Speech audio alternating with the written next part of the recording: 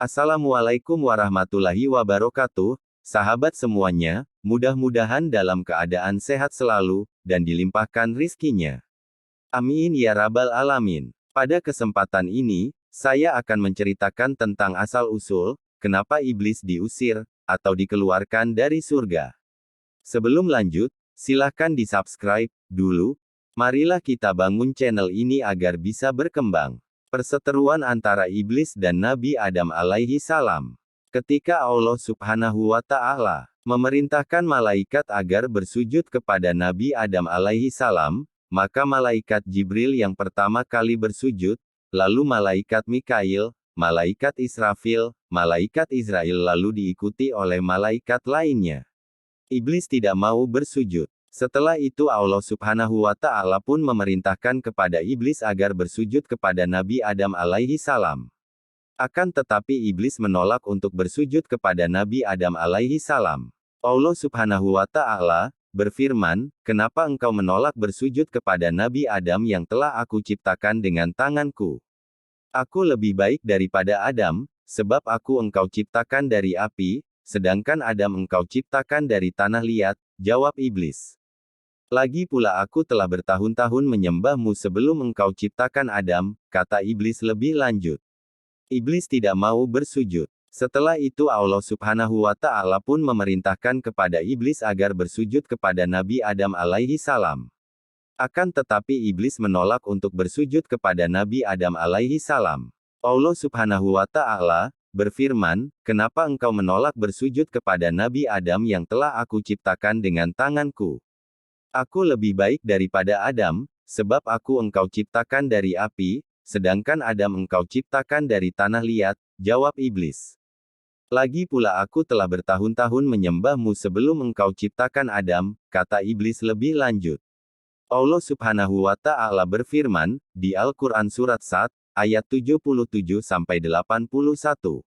Ayat 77. Allah berfirman, "Maka keluarlah kamu dari surga, sesungguhnya kamu adalah orang yang terkutuk." Ayat 78. "Sesungguhnya kutukanku tetap atasmu sampai hari pembalasan." Ayat 79, iblis berkata, "Ya Tuhanku, beri tangguhlah aku sampai hari mereka dibangkitkan." Ayat 80. Allah berfirman, "Sesungguhnya kamu termasuk orang-orang yang diberi tangguh." Ayat 81, sampai kepada hari yang telah ditentukan waktunya, hari kiamat. Quran Surat Sad, ayat 77 sampai ayat 81. Allah subhanahu wa ta'ala berfirman, "Sebelumnya aku sudah tahu, bahwa sia-sia saja engkau ibadah kepadaku. Oleh karena itu keluar engkau dari surga, keluar dari rahmatku, engkau sungguh hambaku yang tercela dan dilaknat. Engkau besok akan menjadi isi neraka bahkan neraka penuh oleh golonganmu." Iblis berani juga menjawab, "Baiklah wahai Tuhanku, aku terima semua itu akan tetapi tangguhkanlah hidupku sampai pada hari dibangkitkan agar aku dapat menggoda mereka semua."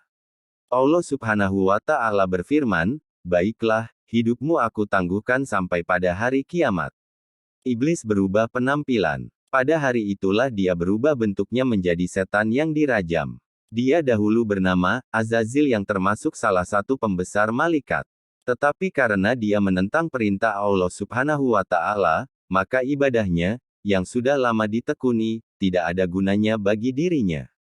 Dia kemudian disebut iblis, karena putus dari rahmat Allah subhanahu wa ta'ala. Pertanyaan-pertanyaan yang mungkin terjadi. Iblis adalah hamba, dan Nabi Adam adalah hamba juga. Kenapa iblis harus bersujud kepada Nabi Adam? Sujud di sini artinya adalah bukan untuk menyembah, melainkan untuk menghargai. Kenapa Allah subhanahu wa ta'ala memusnahkan musuh para nabi, sedangkan iblis tidak dimusnahkan? Allah subhanahu wa ta'ala memberi tangguh, melestarikan iblis karena untuk menguji makhluknya yaitu jin dan manusia. Ayat-ayat yang menjelaskan, Allah subhanahu wa ta'ala berfirman.